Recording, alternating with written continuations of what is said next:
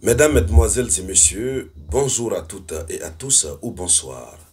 À la une de l'actualité internationale, notre regard se retourne vers le bilan de l'action militaire russe en Ukraine ces dernières 24 heures. C'est-à-dire que la Russie ferme les yeux, ferme les oreilles, refuse d'entendre quoi que ce soit et continue sur son chemin de l'atteinte des objectifs de l'opération militaire spéciale. Ce qui s'est passé ces dernières 24 heures met en lumière la volonté irrésistible de Vladimir Poutine de continuer à conquérir énormément de territoires en Ukraine de façon globale.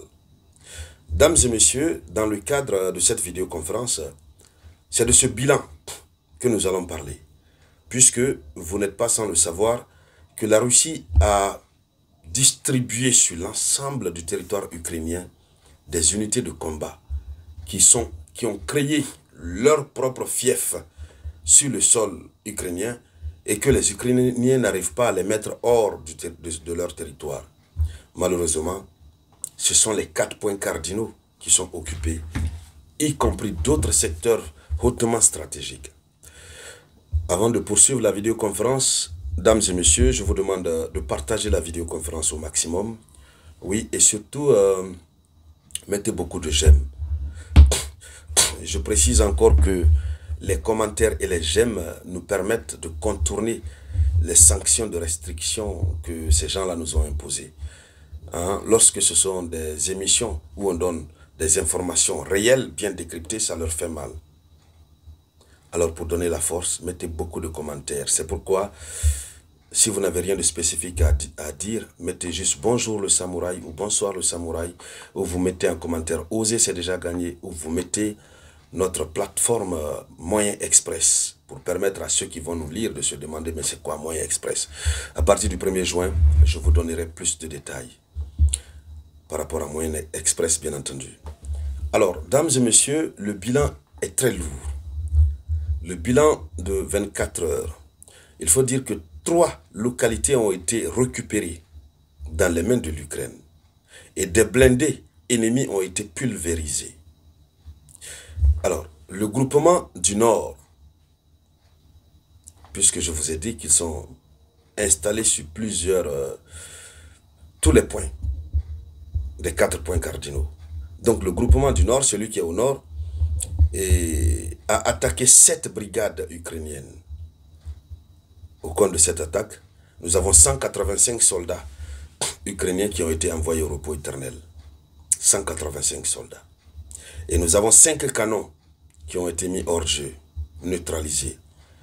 Le pire, ce qui fait très mal, c'est à l'Ukraine et à l'OTAN, c'est qu'il y a 2 dépôts de munitions qui ont été rayés de la carte, définitivement. Et lorsqu'on parle des dépôts de munitions, évidemment, c'est là où l'Ukraine stocke les armes reçues et les munitions reçues de la part de l'OTAN.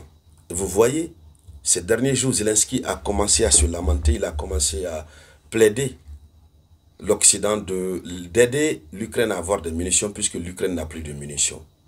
Nous avons même vu le témoignage d'un soldat ukrainien au front qui disait qu'ils sont utilisés comme de la chair à canon puisque au front, ils n'ont même plus de munitions. Donc, avec quoi ils vont pouvoir se défendre au moins? Donc, malgré qu'il n'y a plus rien du tout, mais la Russie continue de détruire le peu qu'ils détiennent. Alors, le groupement de l'Ouest, dans la région de Kharkov, à Stroïevka, ils ont libéré 4, les unités russes qui sont là-bas ont libéré 4, pas libéré, mais ils ont plutôt détruit 4 dépôts de munitions. 4 dépôts de munitions, avec tout son contenu. Imaginez. Mais on comprend aisément pourquoi l'OTAN est sur ses nerfs contre la Russie. Ils ne veulent pas du tout pardonner. Et ils ne pardonneront jamais, j'y arrive. Parce que c'est autant d'investissements, c'est beaucoup d'argent. Ils envoient seulement la Russie détruite. Alors, toujours au niveau du groupement de l'Ouest, dans la région de Kharkov, 4 brigades ukrainiennes ont été attaquées. 200 soldats ont été envoyés au repos éternel. 200 soldats. Ça fait pitié. La guerre n'est pas une bonne chose. Le groupement du Sud, à Niatovka, dans la République populaire du Donetsk, ils ont libéré Niatovka. Oui. À ce niveau, 6 brigades ukrainiennes ont été attaquées. 6 brigades. Et 240 soldats ukrainiens ont été envoyés au repos éternel. Donc, 3 chars blindés ont été détruits, un canon a été éliminé et 2 stations de guerre électronique ont été rayées de la carte. Mais encore le pire, c'est qu'à ce niveau, il y a eu aussi 3 dépôts de munitions qui ont été détruits. 3 dépôts de munitions. Alors, le groupement du centre à Tchevchenko, et toujours dans la République populaire du Donetsk, alors, 9 brigades ukrainiennes ont été attaquées. Et à ce niveau, 390 soldats ukrainiens, 390, ils ont été envoyés au repos éternel. Le nombre, non, le bilan est énorme. 2 blindés ont été détruits. À ce niveau, ils n'ont pas détruit de dépôt de munitions. Le groupement de l'Est, qui a connu une avancée fulgurante dans les lignes, a attaqué 5 brigades et 160 soldats ont été envoyés au repos éternel. Ça, c'est au niveau du groupement de l'Est. Oui. Alors,